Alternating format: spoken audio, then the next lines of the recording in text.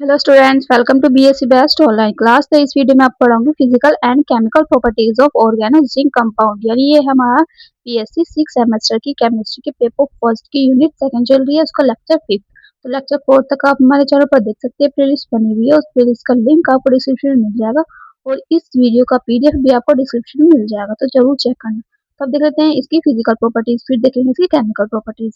Physical को कहते हैं हम भौतिक गुण। तो इसमें भौतिक गुण में पहली हेडिंग डालेंगे भौतिक अवस्था व रंग। तो इसकी भौतिक अवस्था और रंग देख लेते हैं। जो हमारा ऑर्गेनो जिंक कंपाउंड है वो कैसे होता है, ये आमतौर पर रंगहीन यानी इसमें कोई रंग नहीं होता है और वाष्पशील द्रव होते हैं। यानी कैसे होते हैं, द्रव होते हैं और कैसे वाष्पशील यानी वाष्प में बदल सकते हैं। सेकंड पॉइंट है इसमें संवेदनशीलता। ये पानी, हवा व O2 के प्रति अत्यधिक संवेदनशील होते हैं। जो हमारे ऑर्गेनो जिंक कंपाउंड है ये पानी में, हवा में और O2 के प्रति अत्यधिक संवेदनशील होते हैं, इसलिए इन्हें अक्रिय वातावरण में संभालना पड़ता है। तो इसमें किसमें संभालना पड़ता है, अक्रिय वातावरण में। ठीक है, नेक्स्ट है थर्ड पॉइंट। थर्ड पॉइंट में हम लिखेंगे अत्यधिक ज्वलनशीलता। तो ये कैसे होते हैं, अत्यधिक ज्वलनशील होते हैं। ये हवा O2 के संपर्क में आते ही स्वतः प्रज्वलित हो सकते हैं। तो ये अगर O2 के संपर्क में आएंगे तो ये जलना स्टार्ट कर देते हैं खुद ही। तो फोर्थ पॉइंट है इसमें घुलनशीलता। तो घुलनशीलता में हम देखेंगे ये ईथर, टेट्राहाइड्रोफ्यूरान यानी THF और बेंजीन जैसे कार्बनिक विलायक में आसानी से घुल जाते हैं। ठीक है, नेक्स्ट में फिफ्थ पॉइंट, बंध की प्रकृति। तो इसकी बंध की प्रकृति कैसी होती है, ये कार्बन जिंक यानी सी और जेडन इसमें बंद होता है।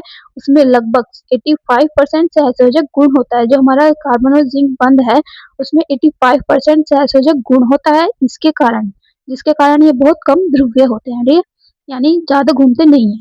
सिक्स है इसमें प्रकृति। तो इसकी प्रकृति देख लेते हैं। ये गिगनार्ड अभिकर्मक की तुलना में कम क्रियाशील होते हैं। तो अधिक क्रियाशील कौन है, गिगनार्ड अभिकर्मक, और कम क्रियाशील है ये कार्ब जिंक यौगिक।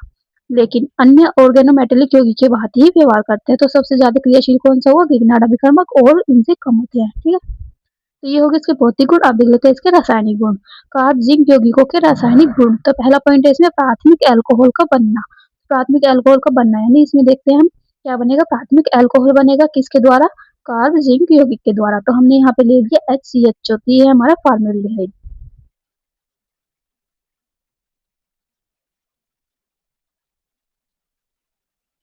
जैसे हमने गिगनार्ड अभिकर्मक की रासायनिक अभिक्रियाओं में देखा था प्राथमिक या द्वितीयक और तृतीयक अल्कोहल को बनाने की विधि, इसलिए ही इसमें भी ऐसी ही रासायनिक गुण में कि हम इससे 1 डिग्री, 2 डिग्री और 3 डिग्री अल्कोहल बनाएंगे। तो हमने यहाँ लिया फॉर्मेल्डिहाइड और यहाँ पे लिया कार्ब जिंक यौगिक यानी डाईएथिल जिंक। तो ये हमारा डाईएथिल जिंक, ये इससे क्रिया करेगा फॉर्मेल्डिहाइड से। तो क्या बना लेंगे, ये दोनों आपस में जुड़ जाएंगे। यहाँ बना लेंगे HHC और ये O पर चला जाएगा, ये बॉन्ड ब्रेक हो जाएगा। O के साथ जुड़ जाएगा यहाँ पे ZnC2H5 और यहाँ पे नीचे आ जाएगा C2H5। ठीक है, तो ये दोनों आपस में जुड़ गए और फिर क्या होगा, ये H2 से क्रिया करेंगे तो H में क्या होता है,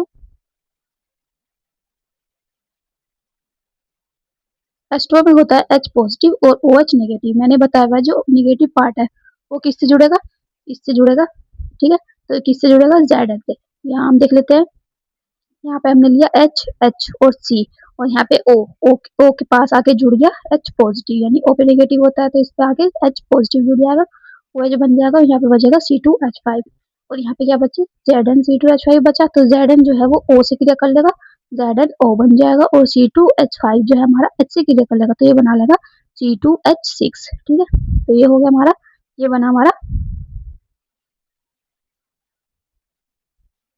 1 डिग्री अल्कोहल यानी प्राथमिक अल्कोहल। अब देख लेते हैं हमारा सेकेंडरी अल्कोहल।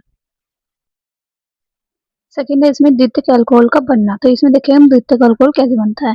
हमने लिया यहाँ पे CH3CHO, तो ये इसके साथ क्रिया करेगा C2H5Zn C2H5, ये है कार्ब जिंक यौगिक। तो कार्ब जिंक यौगिक के साथ जब हमारा एसिटाल्डिहाइड क्रिया करता है तो बनता है हमारा 2 डिग्री अल्कोहल। तो ये दोनों आपस में जुड़ जाएंगे और यहाँ पे बना लेंगे CH3 ये वाला यहाँ आ जाएगा और CH यहाँ पे और ये वाला O से जुड़ जाएंगे, ये सब चीज O से जुड़ेगा ZnC2H5 और ये वाला C2H5 इस O के इस C के नीचे आ जाएगा। ठीक है, और फिर यहाँ H2 से क्रिया कर लेंगे, H2 में होता है H पॉजिटिव और OH नेगेटिव। तो ये जो हमारा CH3CH C2H5 as it is आ जाएगा और यहाँ पे O और H पॉजिटिव O से आके जुड़ जाएगा और यहाँ पे बच जाएगा C2H6 और ZnO पीछे वाले की तरह ही। नेक्स्ट है हमारा तृतीयक अल्कोहल। तो इसे बनाएंगे हम 3 डिग्री अल्कोहल। तो हमने यहाँ पे लिया CH3CH3CO प्लस हमने यहाँ पे कार्ब जिंक लिख लिया, ये दोनों आपस में क्रिया कर लेंगे और ये दोनों जुड़ जाएंगे। यहाँ पे बना लेंगे CH3 CO, ऊपर वाले की तरह यहाँ पे ZnC2H5 और यहाँ पे C2H5। ये दोनों जब H2 से क्रिया करेंगे तो यहाँ बना लेंगे CH3। ये वाला जो ऊपर बना था हमारा, ये था हमारा 2 डिग्री अल्कोहल, और ये नीचे वाला है जो हमारा, ये है हमारा 3 डिग्री अल्कोहल। ठीक है, तो यहाँ पे ZNO बन जाएगा C2H5 एज इट इज ऊपर वाले की तरह ही, आपको ज्यादा समझाने की जरूरत नहीं होगी आई थिंक। तो अब देख लेते हैं लास्ट रिएक्शन, हमारी फोर्थ रिएक्शन, इसे कहते हैं रिफॉर्मेट्स की रिएक्शन यानी रिफॉर्मेट्स की अभिक्रिया।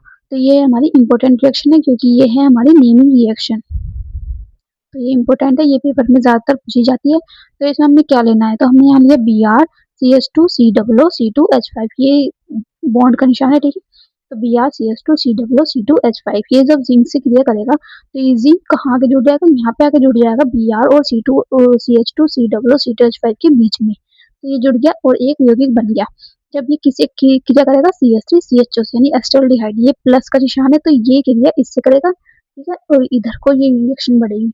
ये दोनों आपस में क्रिया करके यहाँ बना लेंगे, ये दोनों आपस में जुड़ जाएंगे और यहाँ बना लेंगे CH3 C और H ऊपर आ जाएगा और O नीचे, तो O से जुड़ जाएगा ZnBr और C से जुड़ जाएंगे CH2COO C2H5, ये जुड़ गया है, ठीक है। फिर H2 से क्रिया करेगी ऊपर वाले की तरह, तो इसमें क्या बना लेंगे CH3CHO, ये ZnBr यहाँ से बाहर निकल जाएगा और किससे क्रिया कर लेंगे, यहाँ पे इसमें होता है H2 में H पॉजिटिव और OH निगेटिव, तो ये जो OH निगेटिव है ये ZnBr से क्रिया करके यहाँ पर जुड़ जाएंगे और जो H पॉजिटिव है वो कहाँ पे आगे जुड़ेगा, O पे, ठीक है। तो यहाँ बना लेंगे, ये एज इट इज यहाँ पे आ जाएगा और ये बन जाएगा ZnBrOH, तो ये बन गया हमारा बीटा हाइड्रोक्सी ब्यूटेरिक एस्टर, ठीक है। यह है इसकी रिफॉर्मेट्स की अभिक्रिया। अगर वीडियो अच्छी लगे तो वीडियो को लाइक करें, शेयर करें और इसका PDF आपको डिस्क्रिप्शन मिल जाएगा, वहाँ से जाकर डाउनलोड कर लेना। Thank you so much for watching my video.